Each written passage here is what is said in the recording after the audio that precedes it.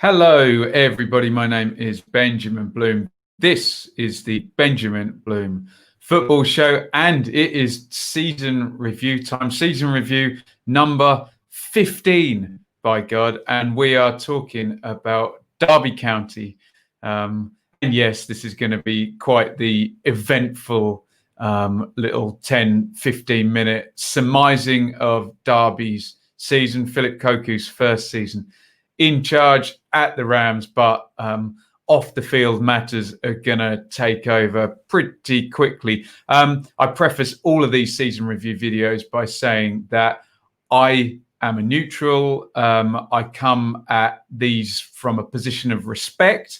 Sometimes football fans don't like neutrals talking about their club, but I'm going to do it anyway. And if you're one of those people, maybe open up your mind and get out of the echo chamber and listen to someone who's not a Derby fan talking about Derby. And if you feel that you disagree with me or you feel that you know more than me about any of these subjects, that's absolutely cool. I'm very passionate about trying to tidy up the comments on YouTube. So if you want to do that, just be kind and use the comments as a place to debate and to maybe educate if you feel that you are in a knowledgeable position. Anyway, enough of all that stuff. Let's get into Derby's season. And I feel just to set the context up, let's just go back to the playoff final. So Derby under Frank Lampard there in the playoff final last May, seems a long time ago for many, many reasons,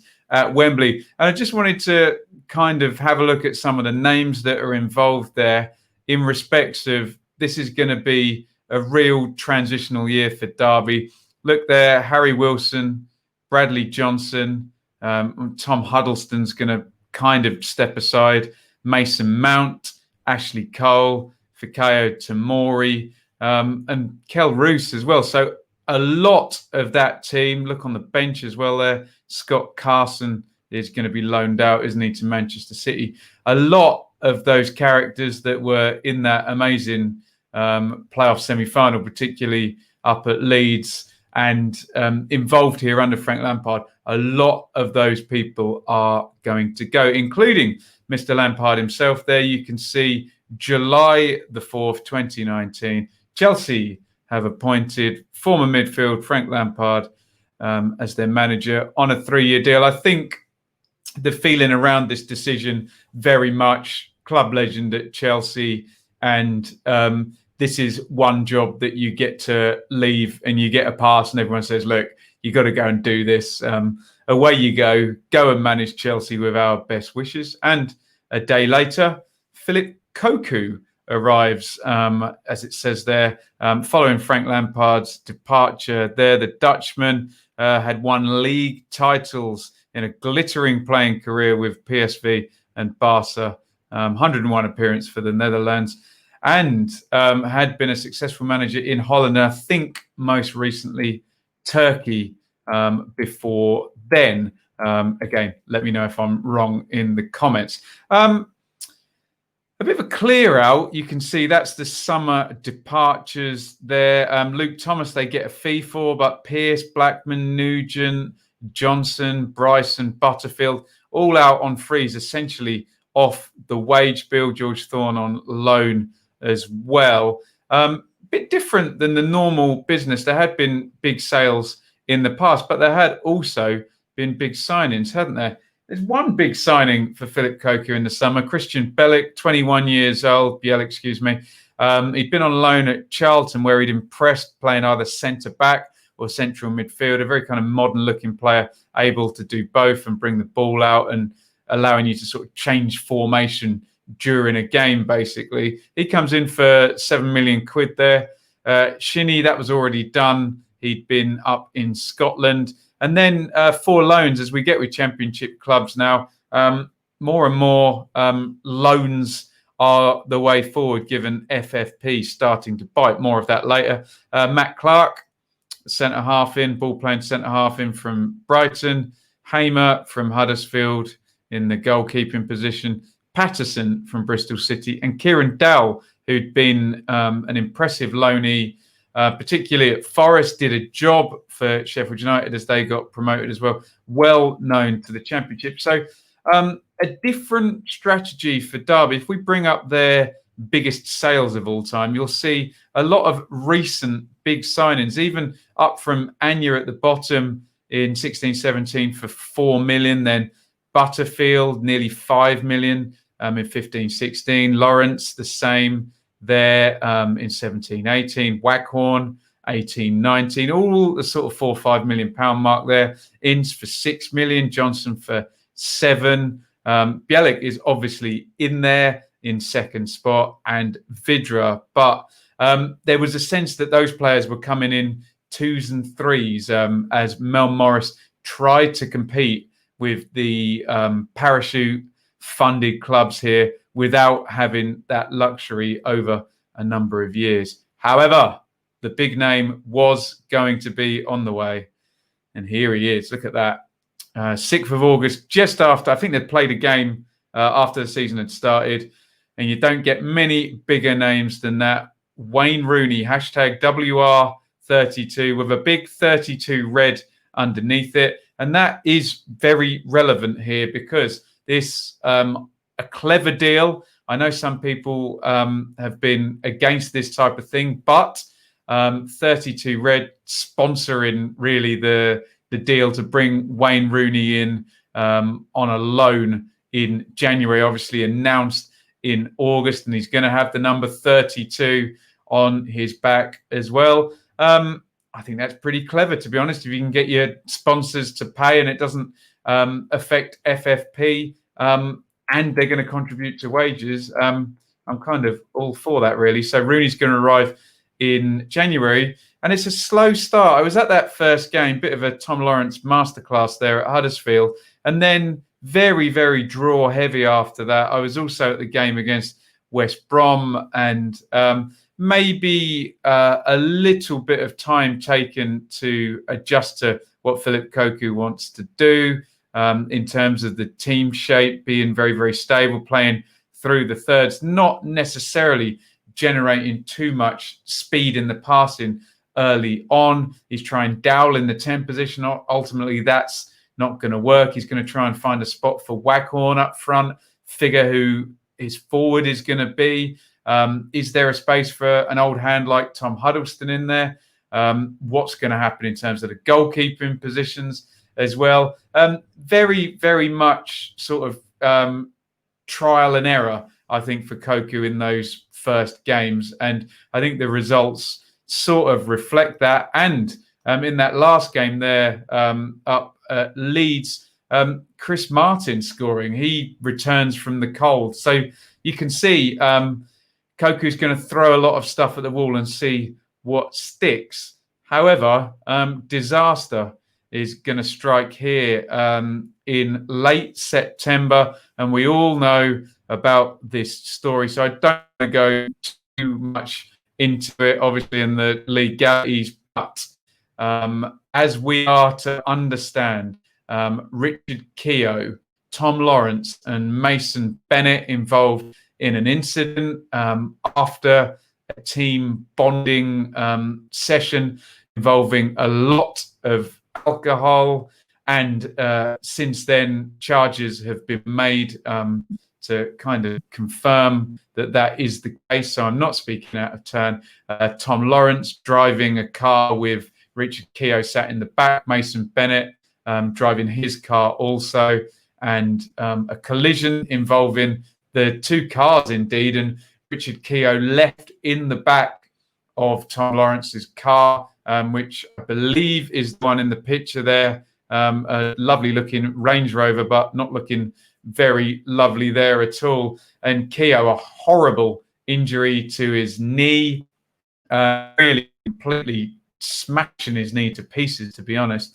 And you're going to get three different approaches with these three different players. Mason Bennett is ultimately going to be loaned out to Millwall and going to rehabilitate there. Tom Lawrence, a big signing, a saleable asset and a first-team player, is going to apologise and be charged and come back into the team. And Richard Keogh, the older statesman with less time on his contract is going to be unceremoniously sacked by the club. And just yesterday has signed for Milton Keynes Dons to finish out what we would assume to finish out his career there in League One. So not good at all. The club obviously condemned the actions of the three players, in particular the two drivers who were obviously charged for these offences. Afterwards, I don't like talking about this stuff. There's so many tripwires here, but needless to say, a PR disaster for Derby and not what Philip Cocu needs in his first year in the job. Let's get back onto the pitch and this very, very strange pattern now. They are going to pick up some wins, but look at that. Winning at home and losing away for, well, you've got an away draw at Barnsley there, but in terms of the home streak, 1, 2, 3, 4, 5 straight home wins, but then 4 straight away defeats. So very stripy in terms of the home and away form, but at least the wins are starting. However, you always know with that type of home and away form that as soon as the home form slips, and you can see draws there against QPR, Sheffield Wednesday, and then a defeat against Millwall, and you're starting to not look very good at all. And only that win right at the end of the year at home to Charlton, in a game in which Christian Bellick, as you can see, is sent off there. The first win in 1, 2, 3, 4, 5, 6, 7, 8 games there. So a bit all over the place. I think maybe Cocu gets a little bit of a pass given that his captain and one of his most sort of highly valued players was involved in this crazy incident in September and all the rigmarole that brings. But yes, an interesting first sort of few months for Cocu. The January outs, really, George Fawn extends his loan and Mitchell goes out to Macclesfield, but addressing sort of a couple of failed loans, really, because Jamie Patterson goes back to Bristol City and Kieran Dowell, Cocu bombing them out effectively. Mason Bennett, as we mentioned already, is going to go off to Millwall. So no real money raised or first teamers out. Obviously, Rooney comes in January. And look at the bottom there. Sibley and Bird promoted up from what is going to start to be a very useful looking crop of academy players, let's just say. Here's the year-end table. Not good, really. Derby finishing in 6th position in the last 2 seasons, actually, weren't they? Under Rowett as well as Lampard, and finishing in the playoffs, and perennial sort of top 6 or 8 championship team for years now. So not used to finding themselves in 17th place, let's just say. And when you think things can't get worse, more bad news. Here's Christian Bellick. He got red carded, as I said, against Charlton. He's going to make a comeback in an under 23 game against Spurs. And he's going to get a very, very nasty knee injury, which we think will still keep him out a few months from now. October, I think, is the prognosis for Bellick. So the one big signing, the money that Cocu did spend, or rather that Derby did spend in terms of this season, now off the shelf, on the bench, in the injury table, whatever you want to look at it. And when you think things can't get much worse off the pitch, here comes the EFL charge for an infraction to do with FFP for the 3-year period ending 30th of June 2018. Look, I don't want to get into the whys and wherefores of the case. I'll just explain why the charge was given, to do with the valuation of Pride Park in the sale back to the club and the lease back. And look, people get very, very prickly about people talking about this. So I'm not going to offer an opinion. Obviously, it is not illegal to sell your stadium to yourself. A few clubs have done that. Villa, Sheffield Wednesday, Reading, Derby, I think Birmingham did as well. The issue is the valuation. Yes, I understand that these accounts had previously been signed off by the EFL. So look, I don't want to get into any of that. All I'm reporting is the charge made, Derby defending it as we speak here. What date are we? We are August the 8th, my phone is telling me. And we're around the time, obviously, Sheffield Wednesday have just had a 12 points deduction for next season. We are around the length of time that it's taken. I think Birmingham was 8 months. Sheffield Wednesday was 7. No, I've got that wrong. Birmingham was 7 months. Sheffield Wednesday was 8 months. It's now coming up to the 8th month mark.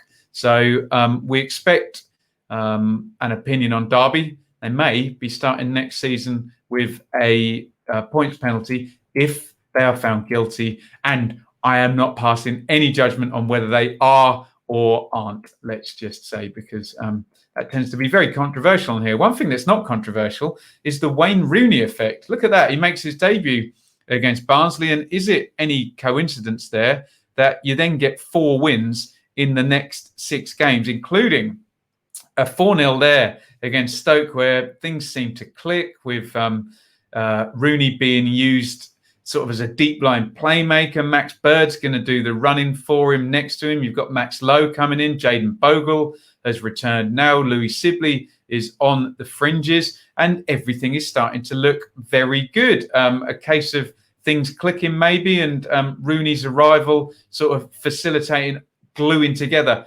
all of those things. A little slim run there of 2 points in 3 games, but going into lockdown, another 2 wins, and the aforementioned Louis Sibley coming in that Blackburn game and scoring that brilliant goal to announce his arrival. And all of a sudden, the off-pitch chaos being countered by some really good work by Philippe Cocu and Wayne Rooney and the Derby youngsters.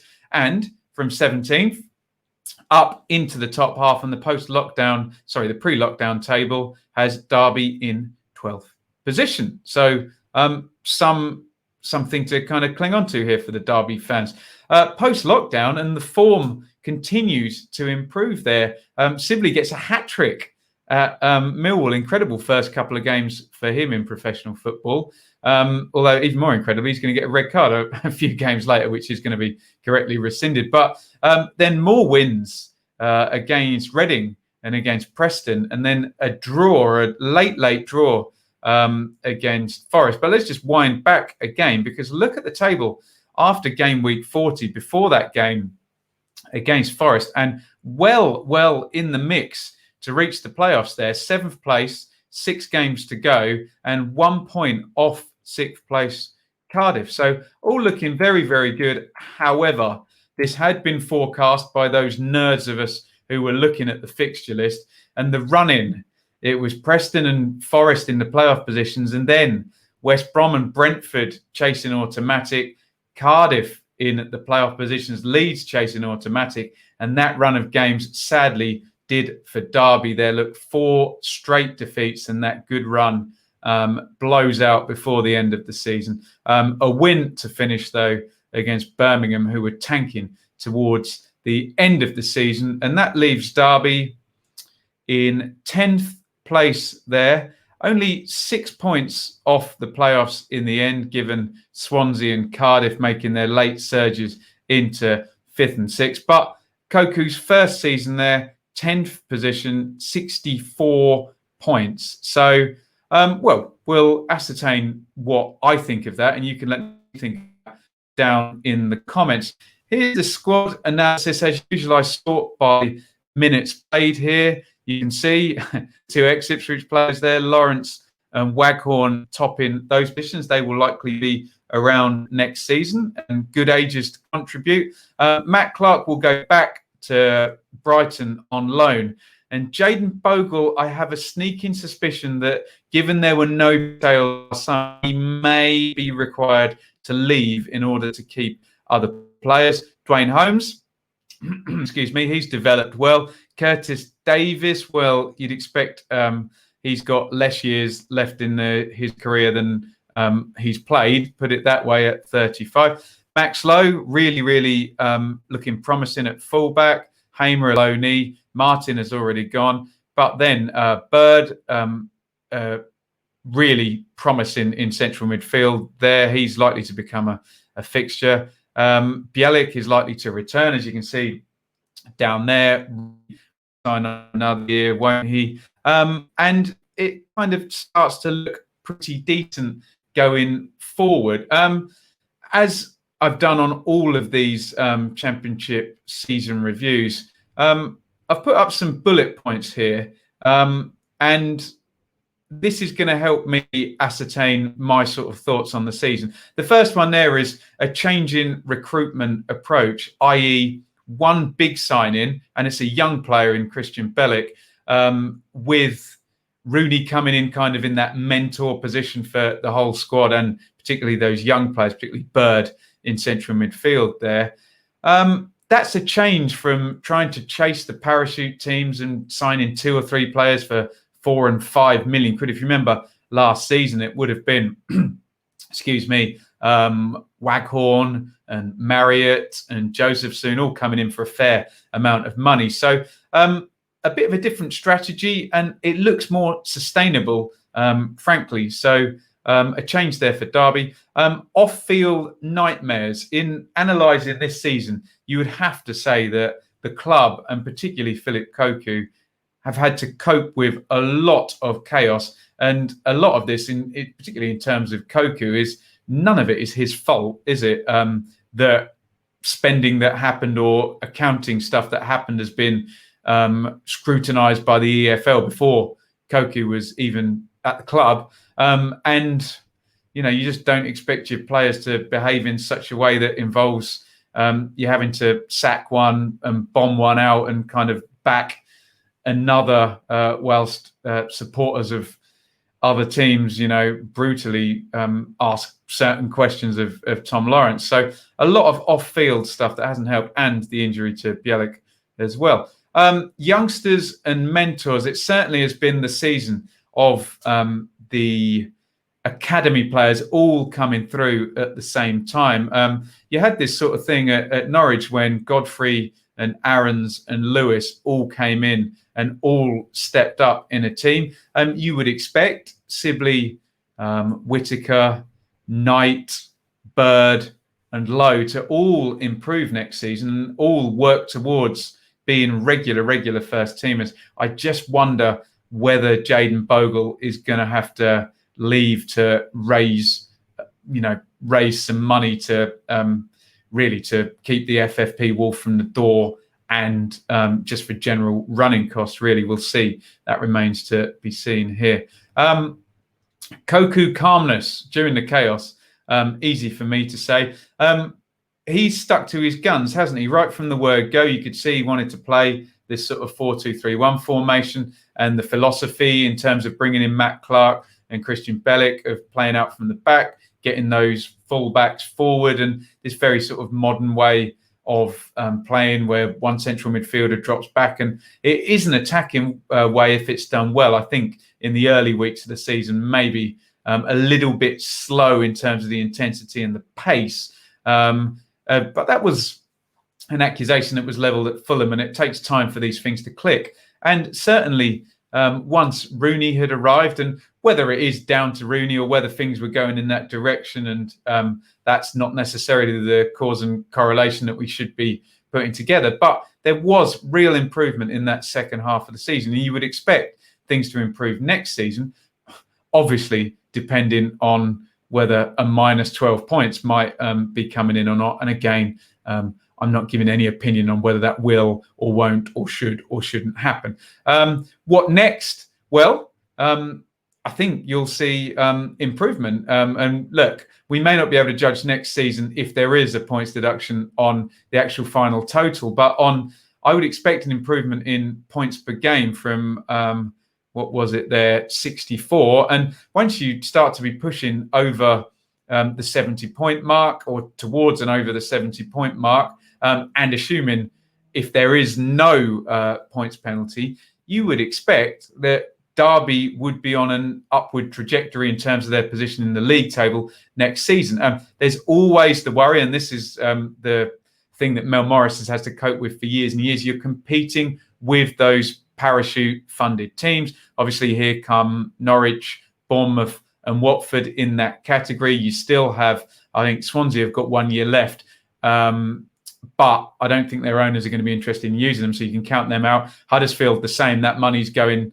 to the previous ownership, which then leaves Cardiff and Stoke, who might well be challenging. But so 5 teams financially ahead, and then really best of the rest. It will be East Midlands rivals Forest. Like I said, Swansea might be able to have another push, but without the investment, as we pointed out in their post-season review, then you can't expect managers to pull rabbits out of hats. I think people expect Barnsley might have a good season next season, Millwall as well. But Derby should be able to challenge amongst all of those teams next season. So I would be giving Philip Cocu a thumbs up for the first season, with a very sort of big pending. Can they then move on into year 2 of the plan? And honestly, it's quite rare for a Derby manager to be going into year 2. There seems to be a lot of sacking and a lot of turnover. So with this new recruitment and this new stability, maybe we'll see a new Derby, and maybe the challenge will actually come when they don't spend any money and they rely on the youngsters, and you'll see them climb up the table that way. So I would give Philippe Cocu a thumbs up in his first season, particularly given all of the chaos, with the big caveat: can they then step on and move forward next season?